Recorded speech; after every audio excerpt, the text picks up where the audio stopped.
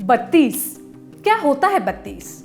आप कहेंगे नंबर, मगर 32 महज नंबर नहीं है, खास करके उस व्यक्ति के लिए जिसे अब पूरे 5 साल विधानसभा के बाहर बैठना पड़ा हो इस 32 नंबर के कारण। अब वो नेता जब भी अपने इलाके से गुजरेंगे उन्हें लोगों के चेहरे देख 32 वोट याद आएंगे। हर चेहरा, हर कस्बा और हर इलाका अब उन्हें यही याद दिलाएगा कि काश इनके पास पहले पहुंच गए होते।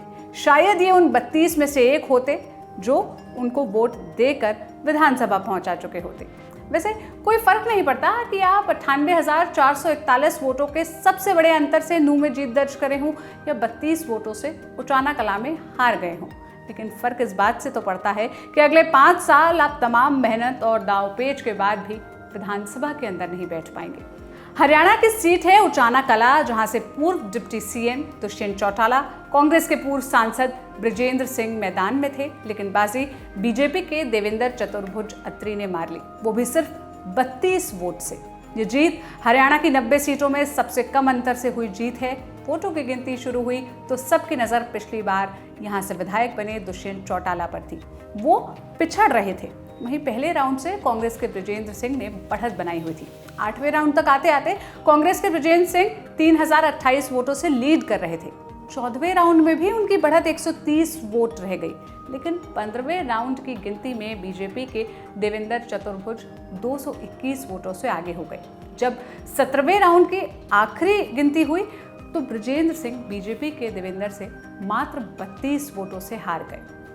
चुनाव संपन्न है सर, कैसे नतीजे रहे सर? क्या बहुत करीबी मुकाबला रहा, 32 वोट से हम पिछड़ गए और बीजेपी के कैंडिडेट 32 वोट से जीते हैं। सर कहाँ कमियां मानते हो, क्या कहाँ क्या रही सर? वो तो विश्लेषण करेंगे, क्या कमियां वगैरह, अभी तो गिनती हुई है, देखेंगे बात को। आगे से मशीन को लेकर बड़ी देर से यहाँ चर्चा चल रही है। नहीं, वो मशीन को नहीं था। एक मशीन में वो जो मॉक पोल होता है वो डिलीट नहीं किया हुआ था, तो वो जो 783 वोट जो डली थी पोलिंग वाली, उनको फिर वीवीपैट से उनकी गिनती की गई है, इसलिए वो डिले हुआ है। बृजेंद्र जी जो कांग्रेस से बगावत करे थे, क्या उनसे नुकसान हुआ? स्वाभाविक सी बात है, 31,000-32,000 हज़ार वोट आई हैं, तो बिल्कुल निश्चित चीज है वो तो, लेकिन मैं उसको दोष नहीं देता। उचाना कला से जीतने वाले बीजेपी के देवेंद्र चतुर्भुज अत्री को 48,968 तो कांग्रेस के बृजेंद्र सिंह को 48,936 वोट मिले। टक्कर कांटे की थी, जीतने वाले को 29.5% तो दूसरे नंबर पर रहे उम्मीदवार को 29.48% वोट मिले।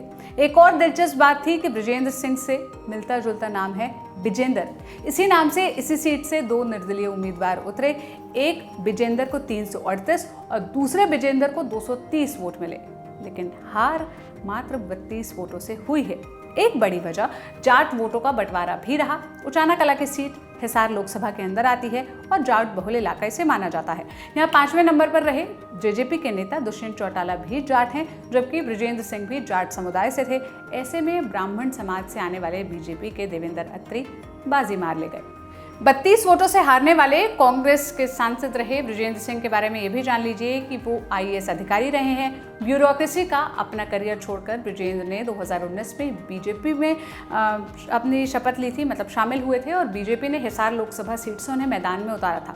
बृजेंद्र चुनाव जीतने में कामयाब रहे। उन्होंने दुष्यंत चौटाला को 3,14,000 वोटों के बड़े अंतर से हराया। बृजेंद्र के पिता चौधरी बीरेंद्र सिंह मोदी सरकार में मंत्री रह चुके हैं। कांग्रेस में लंबी पारी खेलने के बाद बीरेंद्र सिंह साल 2014 में बीजेपी में शामिल हुए। 2014 से 19 तक ये मोदी सरकार में मंत्री रहे। बेटे के कांग्रेस में जाने के 1 महीने बाद भी वो कांग्रेस में वापस चले आए। वहीं जीत का सेहरा बांधने वाले देवेंद्र चतुर्भुज अत्री ने 2 पूर्व सांसदों को हराकर बीजेपी की गिनती में 1 सीट ऐड की। भले ही जीत सिर्फ 32 वोट से हुई है, जीत तो आखिर जीत है। आप इस पर क्या राय रखते हैं, कमेंट में बताइएगा। इस वीडियो की स्क्रिप्टिंग की थी मेरे साथी गौरव ने। मेरा नाम है सोनल। देश और दुनिया की तमाम खबरों के लिए लल्लन टॉप देखते रहिए। शुक्रिया।